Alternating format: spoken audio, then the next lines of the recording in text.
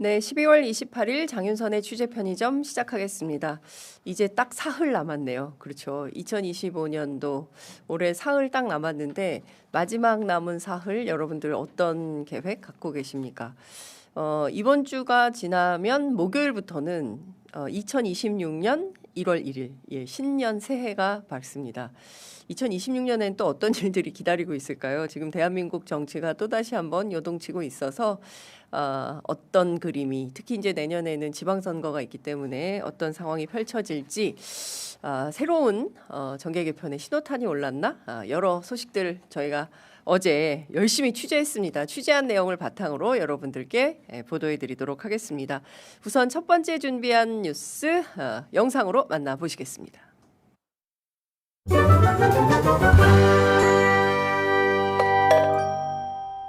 먼저 기획예산처 차악 장관 후보자에 이해운 전 의원을 지명했습니다.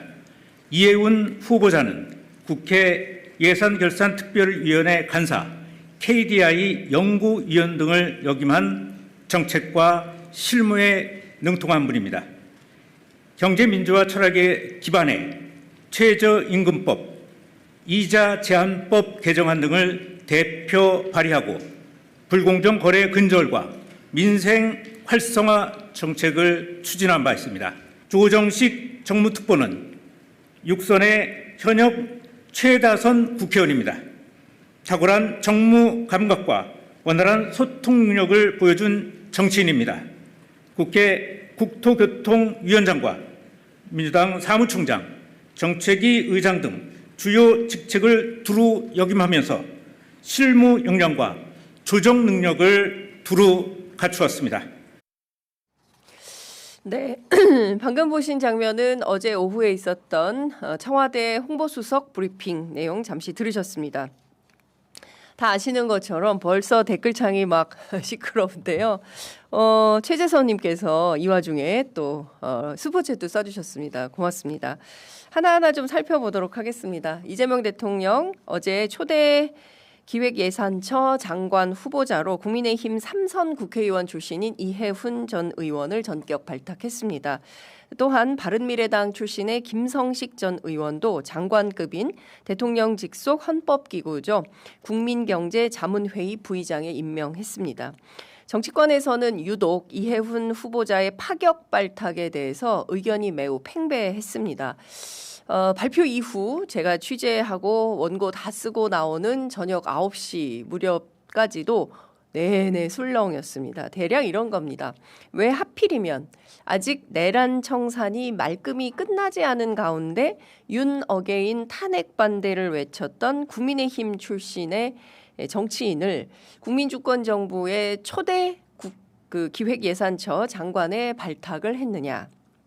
또한 정부조직법 개편에 따라서 기획재정부 그리고 예산처가 나뉘게 되는데 이것은 이재명 정부의 성공을 위해서 가장 중요한 돈을 어디에 어떻게 쓸지 국민 세금을 거두어서 이 예산을 어느 철학과 어느 국정 철학과 어느 원칙에 따라서 어떻게 배분할지 이게 굉장히 중요한데 그러려면 대통령의 의중이 강력히 반영되어야 하는데 거기에 3선 국회의원인 야당 출신, 국민의힘 출신 정치인을 왜 안 쳤을까? 민주당 쪽엔 예산 전문가가 제대로 없어서 그런 건가? 어떤 포석인 거지?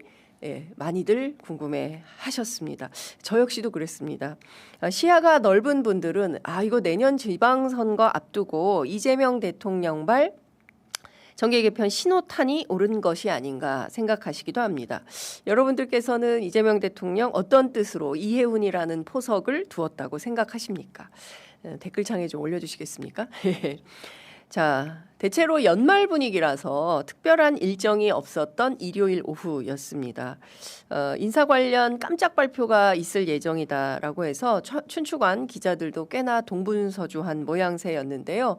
저도 어제 늦은 점심 먹다가 깜짝 놀라가지고 청와대로 막 뛰어 올라가가지고 브리핑 듣고 학계, 정치권, 시민사회 전화 취재 세게 했습니다. 어제 취재한 내용 하나하나 설명드리도록 하겠습니다. 우선 결론부터 말씀을 좀 드리자면 대단한 파격이다. 깜짝 놀란 것을 넘어서 충격적이다. 와, 어떻게 이런 인사를 했지? 매우 충격적이다. 학자들도 정치인들도 어리둥절하다. 시민사회에서는 비판이 우세합니다. 우석진 명지대 경제학과 교수에게 물었습니다. 정조의 준론 탕평이 아니냐. 예, 경제학자들도 인사 배경에 대해서 몹시 궁금해하는 분위기다. 이렇게 전했습니다. 준론 탕평은 단순한 타협이 아니라 철저한 실력 위주의 능력주의와 명분을 결합한 정조만의 아주 독특한 정치 해법이었다고 하는데요. 어제 인사에 대해서는 이게 과연 준론 탕평이 맞는 것이냐 살짝 헷갈린다 이런 분위기가 감지되기도 했습니다. 왜냐? 무엇보다 국민주권정부의 첫 번째 예산처 장관은 굉장히 중요한 보직인데 왜 꼭 이해훈이어야만 했는가 해석이 잘 안 된다. 의문부호를 찍는 분들이 제법 됐습니다. 특히 며칠 전 인사 정보를 듣게 된 한 전직 국회의원은 이해훈 한다 그래서 내가 강력하게 반대했는데 결국 이렇게 됐네라고 점점점 푸념하기도 했습니다. 특히 이해훈 후보자와 여러 차례 방송 토론을 했던 민주당 측 의원들은 대체로 고개를 가로젓기도 했습니다. 그 사연은 제가 나중에 또 취재해서 말씀드리도록 하겠습니다. 그렇다면 이재명 대통령은 왜 이해훈 후보자를 골랐을까요? 이런 분석이 취재해 보니까 나오더군요. 첫 번째. 자신감이다. 자신감.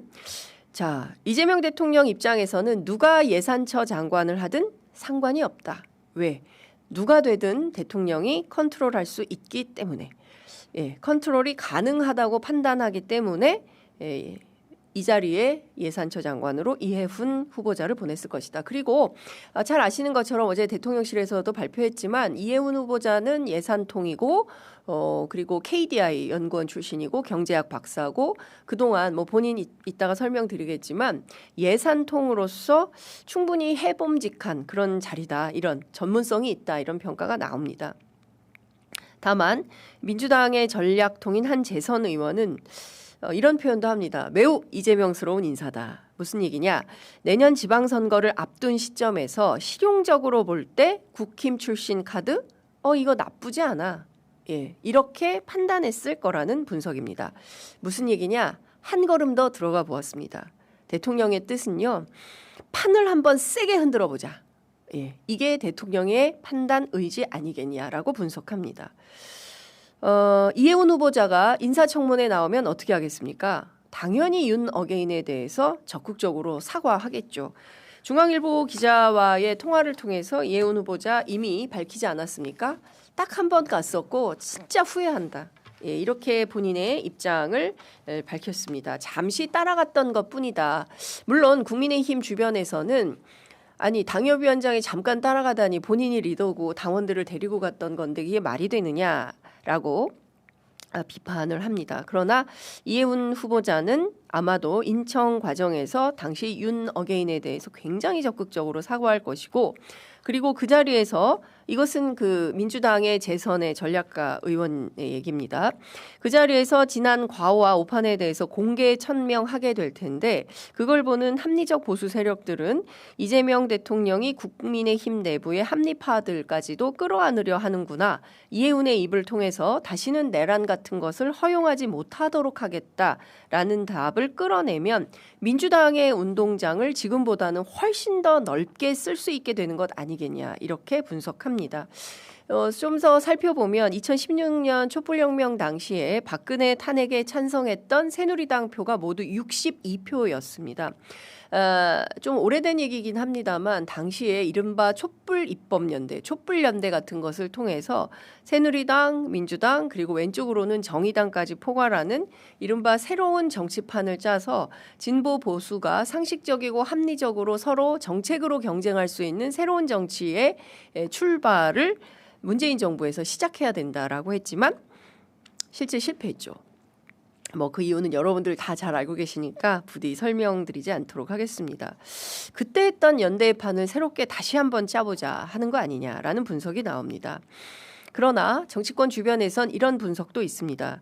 과연 이해훈이라는 정치인이 그 정도의 역할을 할 수 있을 정도의 캐파가 되느냐. 시쳇말로 근수가 나가느냐, 무게가 그 정도가 되느냐.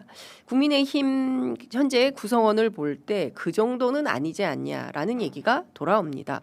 적어도 유승민 전 의원 정도의 체급, 그러니까 개파를 이끌었던 어떤 유승민계 이렇게 수장이 되어야 하는데 이해훈계 이런 건 없지 않냐. 유승민계의 옛 동지였던 이해훈 정도로 나오는 거 아니냐. 그런데 이런 얘기가 나옵니다. 경기지사 현재 출마를 고심 중인 유승민 전 의원이 안 받았을 것이다. 아마 유 전 의원의 판단 정도를 알기 때문에 아마 제안도 안 했을 것이다 라는 얘기가 나옵니다. 그건 저도 좀 더 추가 취재해서 확인해서 말씀드리도록 하겠습니다. 그래서 옛 유승민계로 알려진 이해훈 후보자가 발탁된 것 아니겠냐 이런 해설도 나옵니다. 그래서인지 국민의힘은 상당히 격앙된 반응입니다. 배현진 국민의힘 서울시당 위원장은 중성동을 당의협위원장의 모렴치한 정치 행보에 경악을 금할 수 없다라고 주장하면서 탈당계조차 내지 않고 이재명 정부에 합류하는 것은 정치적 도의를 넘어선 명백한 배신 행위다라고 직격했습니다. 일제 부역 행위와 다름없다 이렇게 맹비난하기도 했는데요. 국민의힘은 어제 즉각 서면 최고위원회를 열고 이 후보자에 대한 제명 조치에 돌입했습니다. 오늘 아침 예정된 최고위에서 장동혁 대표가 어떤 입장을 천명할지 귀추가 주목되는 상황입니다. 관련해서 속보가 들어오는 대로 여러분들께 속속 전해드리도록 하겠습니다. 관련해서 옛 원내대표입니다. 김성태 전 의원에게 전화했습니다. 이해훈 의원은 시아버지가 울산 출신의 그야말로 보수 중에 극보수다. 이해훈 의원이 정치를 시작하게 된 것은 시아버지의 권유로 알고 있다. 그리고 여러분 혹시 이해훈 의원에게 전화해 본 적 있으십니까? 예전에 컬러링이 애국가였어요. 근데 어제 전화해 보니까 바뀌었더라고요. 컬러링이 없던데 그 정도로 보수 중에 극보수다. 시아버지도 그렇고 집안 분위기가 그렇다. 그런데 그런 이해훈 의원마저 이재명 정부의 예산처 장관이 되겠다고 결심한 것은 국민의힘에 아무 희망이 안 보인다는 얘기다. 이건 김성태 전 의원의 이야기입니다. 이재명발 정계 개편에 서막이 올랐다고 본다. 이렇게 진단했습니다. 이재명 대통령은 그야말로 좌우 진영 없이 완전 중도 실용주의적으로 접근해서 정치의 스펙트럼을 완전히 새롭게 만들려고 하는 것 아니냐 이렇게 진단했습니다. 김성태 전 의원의 발언을 중심으로 분석을 해보면 박근혜 탄핵 이후에 그야말로 보수가 완전히 괴멸적 상태에 놓였다가 내란숙의 윤석열을 입당시키면서 또 한 번 가면을 쓰고 뭐라고 해야 됩니까? 국민을 속이는 정치를 다시 또 시작을 한 건데 결국 이게 파산으로 귀결된 거 아니겠습니까? 그러니까 박근혜 탄핵 이후에 보수가 제대로 정돈되지 않은 상태가 그야말로 8년간 지속됐던 것인데 이거 완전히 깡그리 새로 뒤집어 엎고 새로운 출발을 좀 해봐라. 이런 차원의 포석 아니냐 이렇게 김성태 전 원내대표는 분석하고 있습니다. 관련해서 이해훈 후보자도 어제 즉각 입장문을 발표했지요. 정치적 색깔로 누구에게도 불이익을 주지 않고 적임자라면 어느 쪽에서 왔든지 상관없이 기용한다는 이재명 대통령의 방침에 깊이 공감한다면서 경제와 민생 문제 해결은 본래 정파나 이념을 떠나 누구든지 협력해야 할 일이라는 것이 본인의 오랜 소신이고 성장과 복지 모두를 달성하고 지속 성장을 이뤄내야 한다는 이재명 정부의 국정 목표는 평생 경제를 공부하고 고민해온 저 이해훈의 입장과 똑같다 이렇게 밝혔습니다. 갈등과 분열이 대한민국 국정의 과거 어느 때보다 큰 걸림돌이 되고 있는 지금 무거운 책임감으로 평생 공부해온 모든 것을 경제 살리기, 국민 통합에 쏟아붓겠다 이렇게 밝혔습니다. 여러분들께서는 어떻게 들으셨습니까? 문제는 이해훈 후보자가 내란 국면에서 수괴 윤석열에 대한 탄핵 반대 집회에 나가서 내란 수괴 윤석열에 대한 공수처 수사 체포, 헌재의 탄핵 재판 편파 운영 등에 대해서 지적하고 윤 어게인을 외쳤다는 점입니다. 정치적으로 대승적 차원에서 인청 과정에서는 사과를 분명히 하겠지만 그걸로 진정성이 입증되겠냐 의구심이 있다는 것이 어제 제가 취재한 더불어민주당 의원 다수의 주된 반응이었습니다. 왜냐? 꽤 발언 수위가 높기 때문입니다. 지난 2월이었습니다. 국민의힘 당협위원장 모임 집회에서 이 후보자는 이런 입장을 밝혔습니다. 수사의 기본은 인권 수사다. 이재명은 야당 대표이기 때문에 도주 우려가 없다면서 600자나 되는 판결문으로 이재명을 구속하지 않았다. 그러나 도주 우려가 없는 윤석열 대통령은 15자로 체포하고 구속시켰다. 이렇게 날선 비판을 했다고 코리아 드림 뉴스가 보도했습니다. 이어서 성폭행범에게도 연쇄살인범에도 보장이 되는 수사인권이 우리 대통령에게만 왜 적용되지 않는가? 불법 탄핵을 중단하고 대통령을 석방하라 이렇게 밝히기도 했습니다. 다만 이규현 청와대 홍보수석은 인선 발표를 통해서 이런 입장을 밝혔습니다. 대통령의 국정 인사 철학은 기본적으로 통합과 실용 인사라는 두 측면이 있다. 인사 원칙을 이번에도 지켰다고 볼 수 있다고 밝히고 두 분 앞서 말씀드린 대로 김성식 부의장 있죠. 예산 경제 분야에서 최고의 전문가로 꼽히는 분들이고 실무 능력을 다 갖춘 분들이라고 설명했습니다. 이전 의원이 이재명 정부의 경제 철학에 동의한 것입니까? 라는 기자의 질문에는 원칙적으로 그 부분에 대해서 대통령과 소통이라든가 협의 없이 지명되지는 않았을 것으로 생각한다면서 이전 의원은 야당 안에서도 합리적인 인사로 꼽히는 분이고 해당 분야의 전문성은 누가 어떤 흠을 잡지 못할 정도다. 합리적인 부분도 전문적인 부분도 높이 샀다고 평가한다고 밝혔습니다. 자, 앞으로 어떤 상황이 펼쳐질 거라고 예상하십니까? 관련해서 또 추가 취재를 했습니다. 이재명 대통령의 당대표 시절 최측근 보좌를 했던 더불어민주당 재선 의원 이런 입장입니다. 대통령은 늘 작은 것을 잃더라도 큰 것을 취한다는 정치 스타일이다. 무슨 얘기냐면 뭡니까? 그 업무 보고 때문에 다소 노이즈가 있다 하더라도 필요하면 간다라는 게 대통령의 철학이다라고 이규현 홍보수석이 기자들에게 설명한 바 있는데요. 똑같은 맥락의 얘기를 최측근 보좌했던 민주당 재선 의원도 강조하고 있습니다. 이번 포석은 국민의힘을 완전 고립의 길로 이끌려는 새로운 정치, 새로운 정계 개편에 신호탄이 올랐다고 봐야 한다라고 설명했습니다. 대통령은 늘 새로운 것, 큰 그림에 몰두하는데 왜 이해운인가? 바로 정계 개편 각도에서 출발을 해야 제대로 된 분석을 하는 것일 거라고 내다봤습니다. 매우 큰 그림이 숨어 있는 것 같은데요. 어떤 것인지 어제 다 취재가 완성이 안 됐습니다. 그래서 어제 취재한 것까지만 여러분들께 보도해 드리도록 하고요.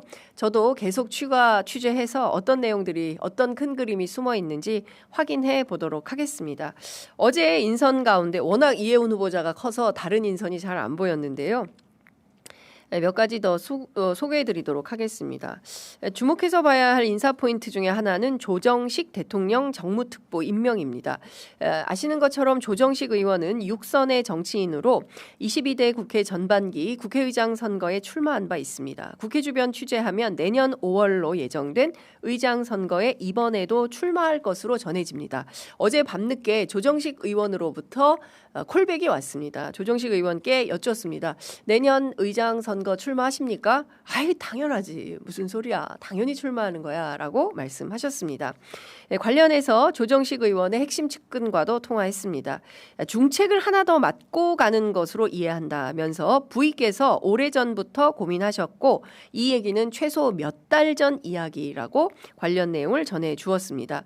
외국에 잘 공개가 안 돼서 그렇지 내년 지방선거를 앞두고 우상호 정무수석, 김병욱 정무비서관 각각 출마 결심을 끝냈고 아마도 1월 중 둘 다 청와대를 떠날 것으로 예상이 되는데 이때 정무가 비면 곤란하다고 판단해서 대통령께서 이미 몇 달 전부터 조정식 의원에게 이 정무특보를 맡아달라고 부탁했다는 것입니다. 그런데 국회의장 출마에 뜻이 있는 조정식 의원이 선뜻 수락하지 못한 채 있다가 이번에 중책이지만 맡고 간다. 이런 판단을 내리고 일이 결정되었다라고 배경을 설명해 주었습니다. 관련해 민주당 의원들에게 조정식 의원의 발탁을 묻자 대체로 국회의장 선거에 도움이 되지 않겠냐라는 반응이 돌아왔습니다.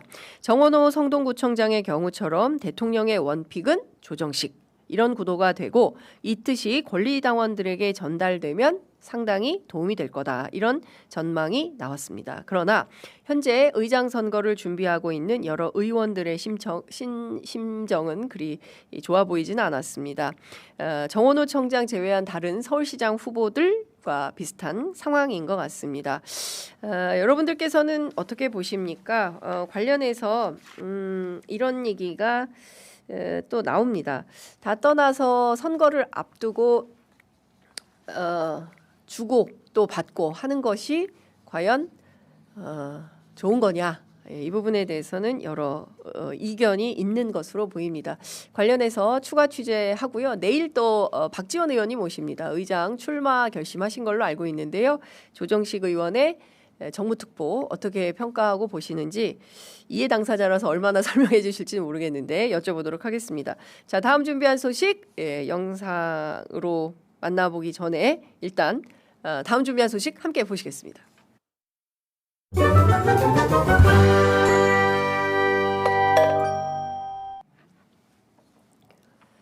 네, 한국일보 단독 보도가 하나 나왔는데요. 2020년 5월 27일 새벽입니다.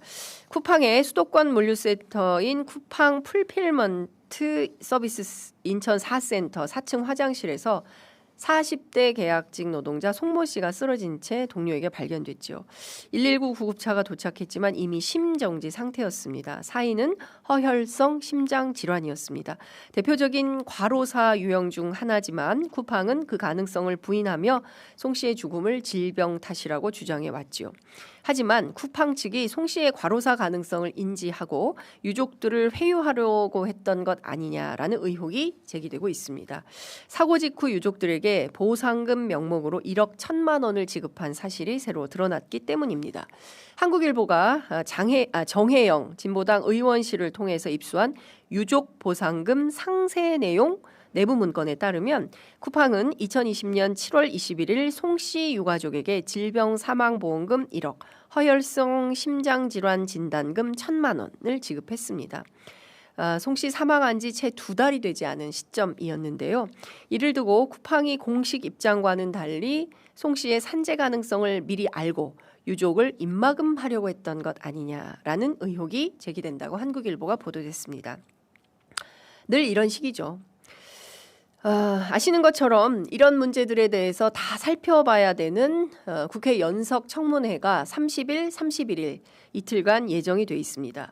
그런데 이번에도 쿠팡 INC 이사회 의장인 김범석 의장은 출석하지 않겠다라는 입장을 밝히고 있습니다. 그리고 어제 한 달 만에 처음으로 사과했습니다.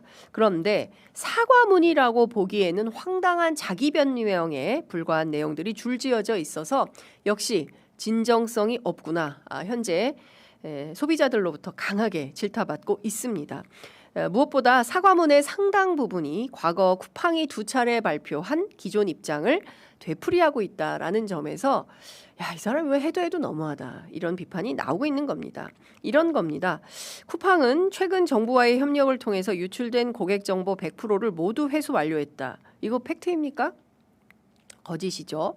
유출자 컴퓨터에 저장된 고객 정보는 3,000건으로 제한이 됐고 이 또한 외부 유포나 판매는 없었다. 사실입니까? 아니잖아요. 예. 이미 고발된 건수가 있지 않습니까? 3,370만 건이죠. 예? 무슨 황당한 이런 주장을 합니까?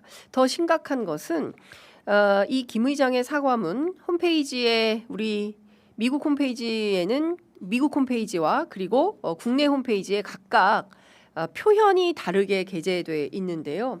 국문본에는 불필요한 불안감이 영문 표기에는 잘못된 불안감으로, 쿠팡은 정부와 만나서 협력했다는 국문본과 달리 영문본에는 정부가 쿠팡에 접촉해서 요청했다는 식으로, 국문본에는 억울한 비판을 받았다라는 것이고 영문본에는 잘못된 비판을 받았다라고 주장을 하고 있습니다.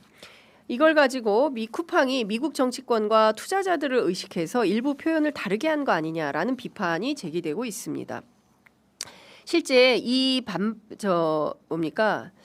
이 발표문이 나온 다음에 쿠팡 주가가 미국 증시에서 급반등했다는 건데요.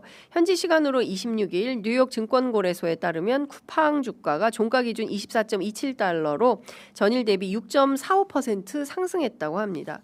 여전히 돈 벌 궁리만 하고 있다. 이번 연석 청문회에 나오지 않으면 그 다음에는 국정조사가 기다리고 있습니다. 더 센 것이 온다. 예. 이대로 쿠팡 사태를 멈추지 않겠다라는 것이 대한민국 국민들이 결심이라는 것을 미국인 김범석 씨는 잘 아시기 바랍니다. 다음 준비한 소식 빠르게 넘어가 보겠습니다.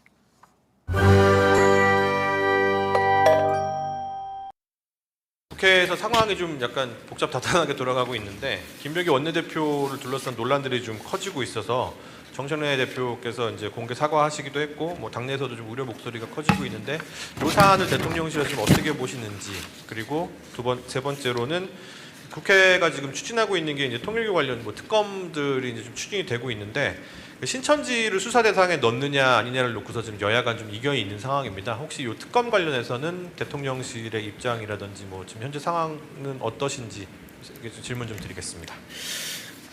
우선 김병기 원내대표에 관련된 것은 이 대통령실에서 언급하기가 어려운 부분이고, 그 다음에 부적절하다는 거 여러분이 알 겁니다. 네, 그거는 좀 그냥 가기로 하고요. 그 다음에 특검과 관련해서 그 대통령께서는 그것이 경찰이건 특검이건 상관없이 성역 없는 수사가 진행이 된다면 그것은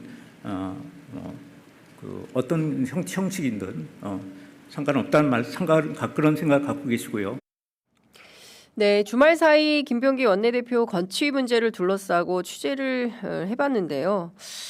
최근 민주당 의원들이 당원들로부터 받고 있는 문자 메시지는 물러서지 마시라, 물러서면 안 된다, 이제 뭐 이런 얘기들이 많이 나오고 있다고 합니다. 실제로 김병기 원내대표도 이만한 일로 결코 물러서지 않겠다, 낮은 자세로 성찰하면서 계속 일하겠다, 이런 입장인 걸로 확인이 됩니다. 관련해서 더불어민주당 의원들은 이건 상황이 매우 심각한 거다라고 진단했습니다. 이재명 대통령의 대표 시절 최측근에서 보좌했던 재선 의원은 취재 편의점에 이런 게 가장 안 좋은 시그널이다라면서 결국 이런 문제들이 쌓여서 나중에 큰 문제가 될 것이라고 우려했습니다. 누군가는 나서서 정리를 해야 되는데 아무도 그런 생각을 못하고 있는 거 아니냐 우려를 표명했는데요. 또 다른 재선 의원도 이렇게 하면 당이 망하는 길이다라고 비판했습니다. 여러분들께서는 어떻게 생각하십니까? 이 가운데 오늘 한겨레가 김병기 원내대표의 부인과 관련된 단독 보도를 또 내놓았습니다. 제목이요. 920호 소통방입니다. 920호는 그 김병기 원내대표 의원회관 호수인데요. 이 텔레그램 방에 부인 이모 씨 포함해서 동작구 구의원들까지 싹 다 들어가 있는 단텔방입니다. 여기에 보면 사모님이 뭘 자꾸 물어요. 그러면 동작구 구의회 의원이 확인하겠습니다, 사모님. 네, 사모님. 뭐 이런 것들이 쭉쭉 나옵니다. 뭐 기사는 여러분들 보시면 될 것 같은데요. 누가 국회의원입니까? 관련해서 기자들 사이에서는 이런 얘기도 돕니다. 동작구에서는 김병기 원내대표의 부인을 동작구 김건희다, 이렇게 불린다는 겁니다. 네, 관련된 소식 또 추가 취재해서 여러분들께 보도해드리도록 하겠습니다. 오늘 준비한 퀵 배송 여기까지 하겠습니다.